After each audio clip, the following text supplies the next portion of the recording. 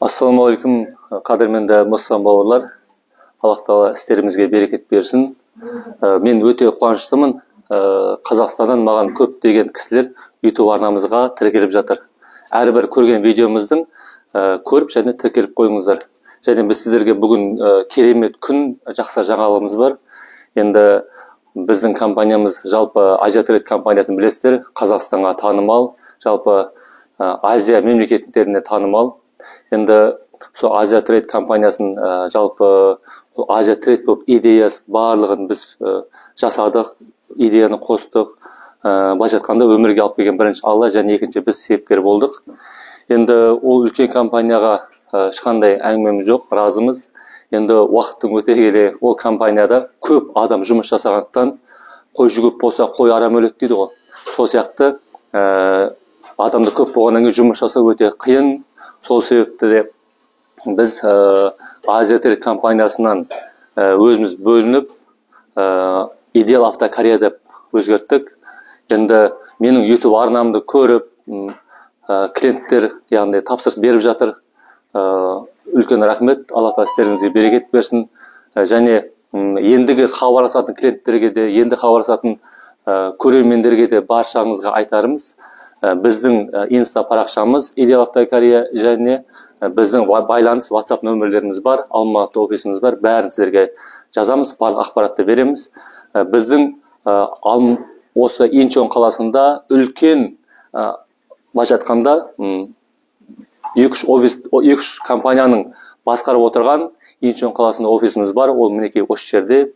Сол себепті де нағыз бұлағы осы жер, ол Қазақстан емес, нағыз бұлағы осы жер.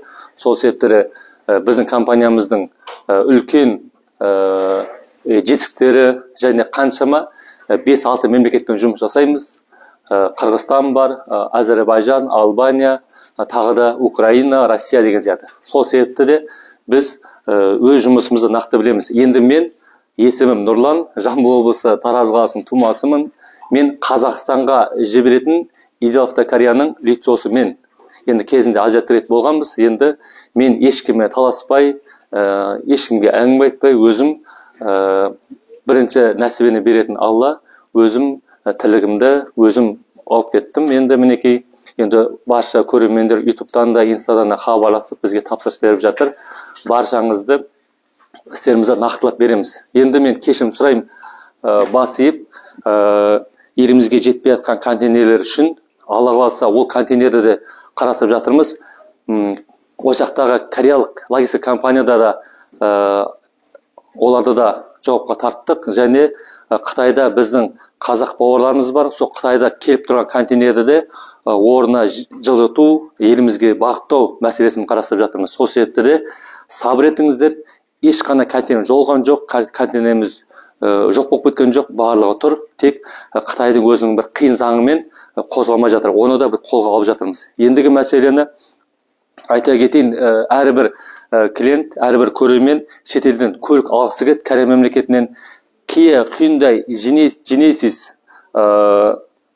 Chevrolet, Sanyong, тағы да басқа компаниялар, ол Кореяның ішкі отандық брендтер, ол Кореяның ішкі отандық брендтер. Және де BMW, Mercedes кезген көліктерді Кореяда тұрма, мен жеке өзім барып, видеоға түсіріп, талшынамамен түсіріп, сіздерге видеосын апарып жіберіп бере аламыз. Одан кейін көлікті тапсырыс беретін кезде біздің номерге хабарласып, интернетте суретті жіберіп, бағасын барлығын, растамашкын бағасын 95%, 90% айтамыз. Сол баға сіздерге разы болатын болса, бізге арғары жұмыс жасақ болады. Әрине, ең бірінші сол әңгіме біткеннен кейін барып, задатық беріледі. Задатықтен кейінгі $400, $500. Одан біз көлікті видеоға түсіріп жібереміз. Одан кейін әңгіме сол договор жасап, елімізге